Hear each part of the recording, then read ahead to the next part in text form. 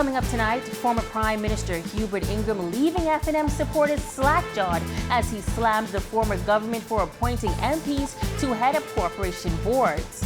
Plus, young Kenton Seymour, the 4-year-old shot dead in Baintown, was laid to rest earlier today in a service full of heartfelt tributes. And our Marlena Leonard has a sit-down with the Bahamian actor. That's coming up in our arts and entertainment segment.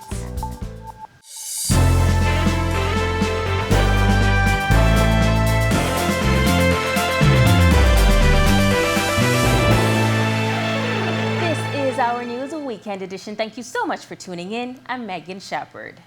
Former Prime Minister Hubert Ingraham stirring up controversy last evening as the Free National Movement celebrates the 30th anniversary of their 1992 victory at the polls. Those celebrations overshadowed as Ingraham blasted an appointment decision made by former Prime Minister Hubert Minnis, noting that while he was in power, he was intentional about not appointing parliamentarians to public utility companies. Yet still, we went and made Adrian Gibson executive chairman of Water Sewage Corporation.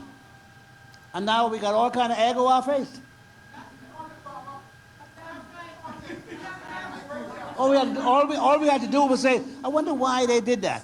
Just to talk to somebody. They didn't talk to me, could talk to Tommy, talk to anybody and say, why did you all do that? My one regret was that when the FNM won in 2017, that I did not have an opportunity to speak to all of those new ministers who were being appointed for the first time, who'd never been in government before, because I was not invited to speak. Yeah. I think I could have helped them. Now, Adrian Gibson's counsel and attorney, Ellsworth Johnson, responding to those comments. He says that while he respects Ingraham's right to free speech, it is proper that once a matter is before the courts, it is not usually spoken about. He says he is also concerned that Ingraham's comments could sway a potential jury. Having regard to the prominence that Mr. Ingraham holds in the community, we're concerned that his commentary may militate against my client having a fair hearing. The average ordinary person in this country would know Mr. Ingraham and respect his views. And so while we respect that, we're concerned that we're asking persons to be sober, to be reasonable, and remember that matters that are before the court, we must be cautious. You know, it's very saddening to hear in another group persons having the same discussion and referencing the statements made by a well-meaning gentleman, Mr. Vice President Forbes, in the case of Miss Bridgewater, where he said that she was innocent. And persons are now saying, based on that commentary, it's almost like Mr. Gibson is guilty. We want to warn against that. 30 years since the Free National Movement secured its landmark win in the 1992 general election, the party continues to commemorate the milestone. This past Friday, 2 women who played a pivotal role in the party's leadership are reflecting on the party's groundbreaking defeat. Jamila Mizik reports. The FNM in 1987 was very sure that it would win the election. We are still very sure. We are still very sure that in fact we won that election. That's Dame Janet Bostwick, the first woman elected to serve in the House of Assembly. As the party celebrates its historical 1992 election win, the former Free National Movement Member of Parliament reflects on when former Prime Minister and party leader Hubert Ingraham joined the Free National Movement in 1990. Sir Orville and all those persons who had aspirations and who all had ability and qualification, all of them laid aside their personal ambitions and for the promotion and what was in the best interest of the party, embraced and elected Hubert Ingraham to lead us at that time. The FNM swept the August 1992 elections, winning 32 of the 49 seats to become the government of the Bahamas. Former Speaker of the House of Assembly, Rome Italia Johnson, says she joined the political arena committed to nation building and a new form of governance. When we came as young people in 1992, I think the spirit that I got, that we were not prepared to be denied. We were not prepared to be denied, not merely for our individual persons or what our accomplishments were. We were not prepared to have our country labeled. We were not prepared to accept this categorization that we were a nation for sale. Reporting for our news, I'm Jamila Missick. The atmosphere was somber as family and friends gathered to say their final farewell to 4-year-old Kenton Seymour Jr. Young Kenton's life was cut short by gun violence on July 26 while on a family drive when he was fatally shot. His mother, Norma Smith, describing him as her everything, sweet, smart, and outgoing. Once it was just me and him, Mommy was his best friend. Then TJ, Adam, and Madison. Once it started to reach, he would forget about all of us. And he would tell me, Mommy, Dada is my best friend. Dada is my best friend. My baby just started to talk a little more, clearer than usual. And every day I was amazed by the things I would hear him say until I would burst out in laughter and ask them who taught him that. Minister of Labor and Immigration Keith Bell showing his support for the family. Well, good morning, media. Good morning, Bahamas. I know the family personally. I know the father very well. He's a very, very dear and close friend to me. So I'm here to support the family, to let them know that Ken is in a better place. It's really unfortunate that we're here to bury a child, and you know it is too often that we're coming to these types of funerals, but we have to do a bit more. Commissioner of Police Clayton Fernander paying his respects to the family and pledging to get justice for Kenton. You need to rally behind your police force. As we continue to keep this country safe. We should be tired now every morning, every night. And we are losing our young men on both sides of the coins, as the victims and as the accused person. And the Our News family continues to send our condolences to the Seymour family. Crime continues to be a serious issue in the nation's capital. Several murders taking place over the past week, causing a concern for many residents. Founder of Families for All Murder Victims organization, Candy Gibson, says crime is a community problem, and she, along with families of murder victims, deserve a seat at the table with those in authority. When they're amending laws, when they need to reform the laws, we want to sit to these tables. Invite us who are working with the people every day. Hear what we got to say. You understand me now? Because you have a degree and this person don't have a degree means that they're not educated. At the table right now, we're combating crime. Crime is in our community and it's in the ghettos. It's in the over the hill communities. What do? We just continue to turn the blind eye and say, well, okay, oh, don't worry, but then that's so-and-so who killed so-and-so, that's so-and-so who out on bail, but that's so-and-so who was a blood for a friend. You must just continue saying that? No, everybody has the rights to live. Everybody has the rights to live and has the rights for protection. Sigma Pi Phi held a conference this morning with celebrity guests. That's coming up when Our News returns. And United Nations Secretary General has words on how export is being affected by Russia's war on Ukraine. Those details when the Weekend Edition continues. The Bahamas Chinese Dragon Boat Association is proud to welcome you to the inaugural Bahamas Dragon Boat Festival at Goodman's Bay, August 20th and 21st. Come and join your Chinese Bahamian family and friends as they display a complete fusion of our cultures. Race heats will be held on Saturday, August 20th with the finals, medal presentation and live entertainment on Sunday, August 21st. Come out and have a really special weekend. Co-sponsored and supported by Caribbean Bottling, Commonwealth Brewery Limited and the Ministry of Tourism.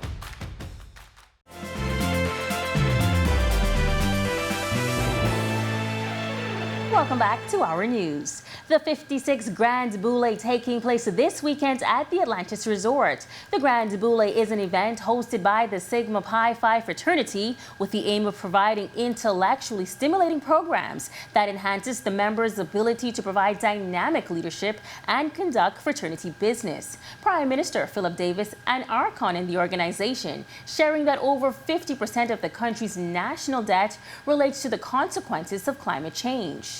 We have to borrow money associated for the purpose of recovery, resilience, and getting back to normalcy. The last hurricane we had was Dorian.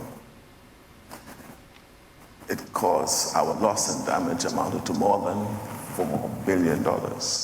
Prime Minister Davis noting that for the past 26 years, world leaders have met to discuss what bigger, more developed countries could do to mitigate the effects of climate change on smaller island nations. And as the United States recently passed a bill to address climate change on their shores, he says he believes that the bill is using the current Russia-Ukraine war as a cloak. What was obvious to me is that the conflict in Ukraine was used as a cloak to not do what is necessary to prevent further emissions. Because now it's being said, I think it was Senator Manchin, who is concerned about them not being able to produce more oil because of the disruption of supply in the world today. So we need to, as America, look at our self-interest, and we need to open up the coal mines again. We need to give more licenses out for drilling and exploring and production. But all that is counterproductive to the overall goal to which a commitment was made some many years ago. Former Prime Minister of Jamaica, Percival P.J. Patterson, also weighing in on the war. He says what is happening between the two countries is by no means confined to them. It's caused, among other things, inflation worldwide. Places are on the verge of famine due to the shortage of grain, and you know what's happening to energy prices all over the world. But worse than that, one slight mistake can expose the entire world to nuclear annihilation. Now, over 2,500 members are on island for the event, and it is predicted that the conference will inject some $4 million into the economy. The Christian Council has teamed up with the Ministry of National Security to compile a full list of hopeful crime-fighting resources, as well as a new counseling hotline for Bahamians in need. Our Marlena Leonard has more on this story. The Ministry of National Security is tightening its alliance with the Christian Council in hopes of better fighting and preventing crime. National Security Minister Wayne Monroe says these resources available from the Christian Council aren't new, but wants to remind residents of their existence if they find themselves in need. The fact that we always ask where is the church in times of crisis should be taken to be an acknowledgement that we understand the value and the role of the church in addressing social issues and social emergencies. We are here to bring to the attention of the public the partnership of the Christian Council with the ministry in this fight to arrest the scourge of crime in this country. The National Security Minister also urging the public to be mindful of its role in de-escalating tension in situations that could potentially turn violent. Your boy come and he hard up and he say, oh boy, this fellow fooling with my woman. You can say, and you let him get away with that. Mm-hmm. And you're not making peace. You're promoting the problem. Whatever it is that the person comes to, you have two choices. And I'm not now talking to the people who are gunning down people or robbing. I'm talking to the people who know these people. You have two choices. You can decide to promote the problem, or you can decide to promote peace. Christian Council President Delton Fernander announcing a new hotline for counseling from one of their 40 qualified Christian counselors. Beginning Monday, a line will be set up from 10 a.m. to 3 p.m. 326-3152.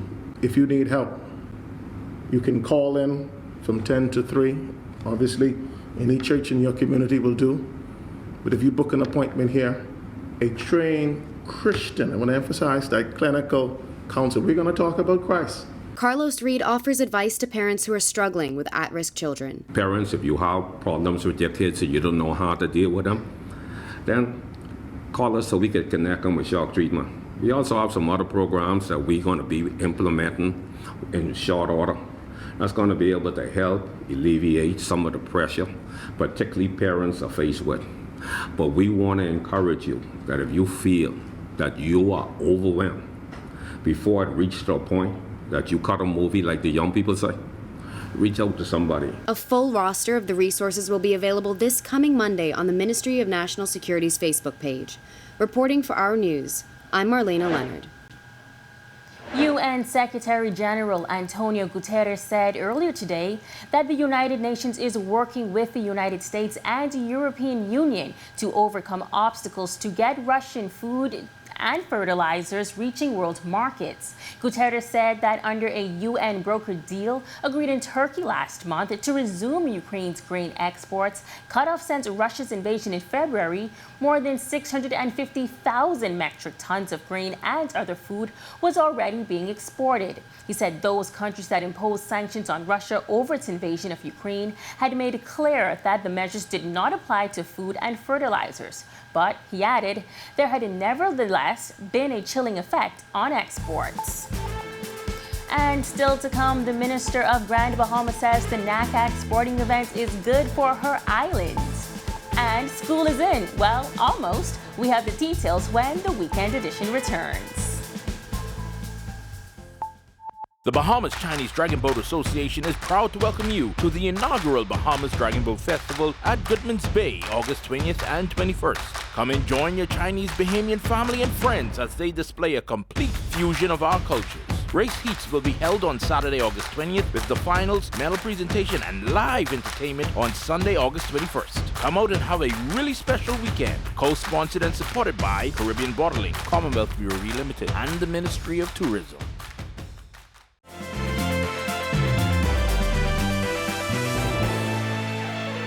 Welcome back to the Weekend Edition. The Grand Bahama Minister speaking to the economic impact of the NACAC event on the nation's second city.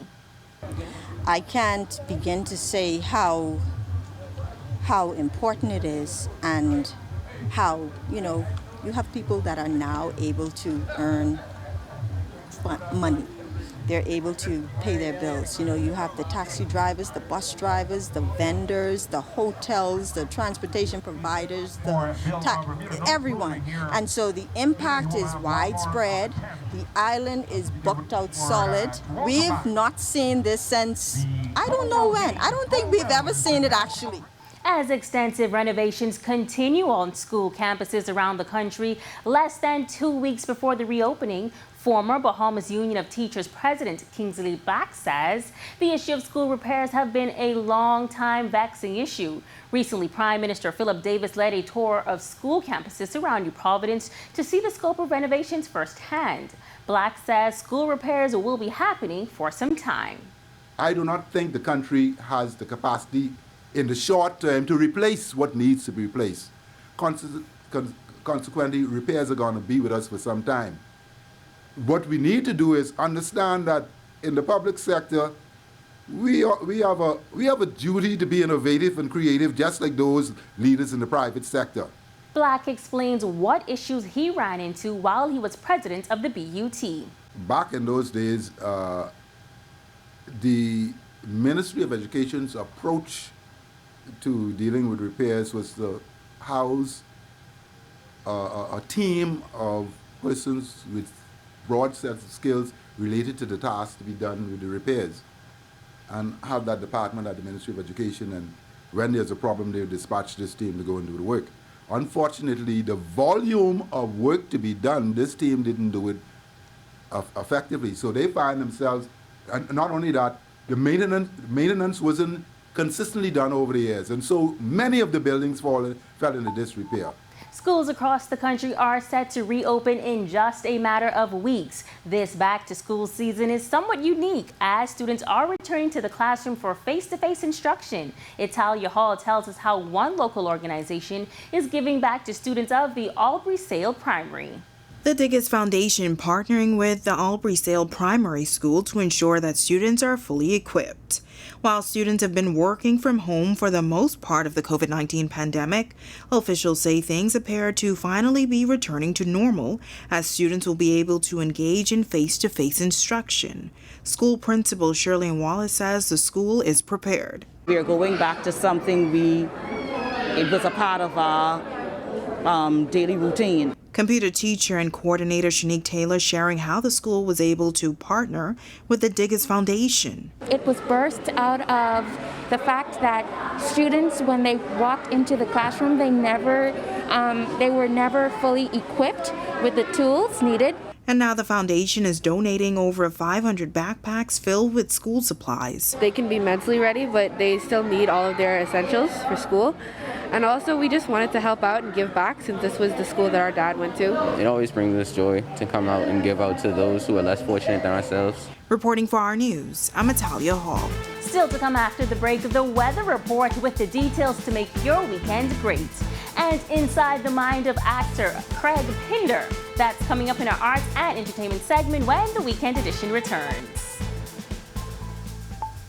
The Bahamas Chinese Dragon Boat Association is proud to welcome you to the inaugural Bahamas Dragon Boat Festival at Goodman's Bay, August 20th and 21st. Come and join your Chinese Bahamian family and friends as they display a complete fusion of our cultures. Race heats will be held on Saturday, August 20th with the finals, medal presentation and live entertainment on Sunday, August 21st. Come out and have a really special weekend. Co-sponsored and supported by Caribbean Bottling, Commonwealth Brewery Limited and the Ministry of Tourism.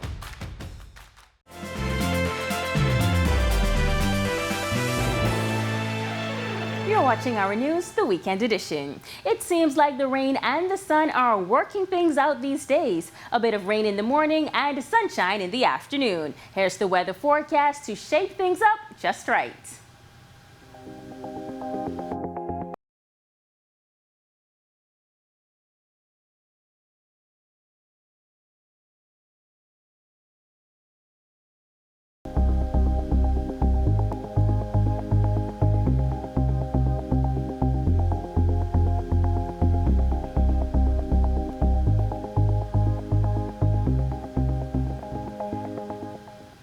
In entertainment tonight, an exclusive interview with the Bahamas' very own Craig Pinder. Our Marlena Leonard sat down with him to learn more from the actor who went from school plays at Queen's College in New Providence to packed houses at London's Barbican Theatre.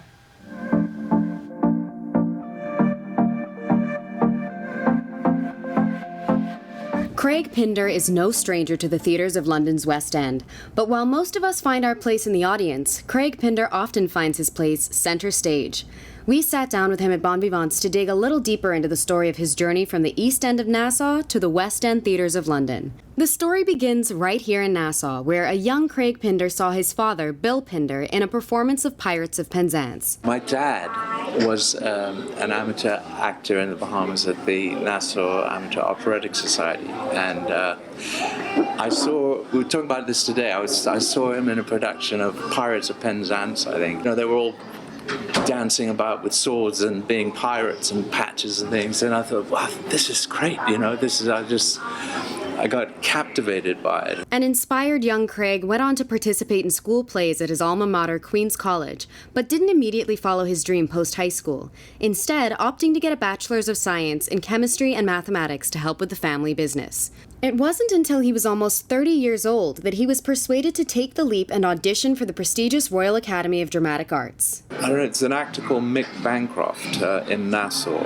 He was from England, but he's lived in the Bahamas many years, and he persuaded me that it would be good to pursue it, you know, that I actually thought that I had the ability to make a professional career out of it. And I'd always wanted to, so that's what I did. I auditioned for RADA and got in, and then that was the start. I was a late starter, you know, at 27 or so, and most of the people who go in are quite young, are straight out of school. Since then, Pinder has accumulated credits including performances as Jean Valjean, being part of the original London cast of Les Miserables, as Harry Bright in the second London cast of Mamma Mia, and Tevier in Fiddler on the Roof. Pinder has also been part of the opening season company of Shakespeare's Globe in London, as well as seasons at the Royal Shakespeare Company, the Royal National Theatre, and the Royal Exchange Theatre. And now, opportunity is closer than ever, which Pinder says is thanks to most auditions still being via on-camera submission. This option opens doors for many talented people who may not otherwise have been able to attend. The great thing about auditioning nowadays, since the pandemic particularly, is you can audition on camera. Particularly, even for theatre, like for first auditions, particularly, they will allow you to submit a video that you make yourself and then send it in, and that actually solves a lot of, you know, logistical problems like getting to London or New York, you know, to do these things. As for aspiring Bahamian actors, Pinder says more often than not, persistence and passion is what can make the difference in success over raw talent. Most actors have something, stories to tell, and something inside of them that needs expressing. And you've got to have that to the point where you need to have to go forward to do something about it. And I always say that. I mean, you know, talent does help, but desire and passion helps even more. Reporting for Our News, I'm Marlena Leonard. Thanks, Marlena, and thank you for joining us for Our News Weekend Edition. On behalf of the entire team, I'm Megan Shepherd. Continue to have a wonderful weekend.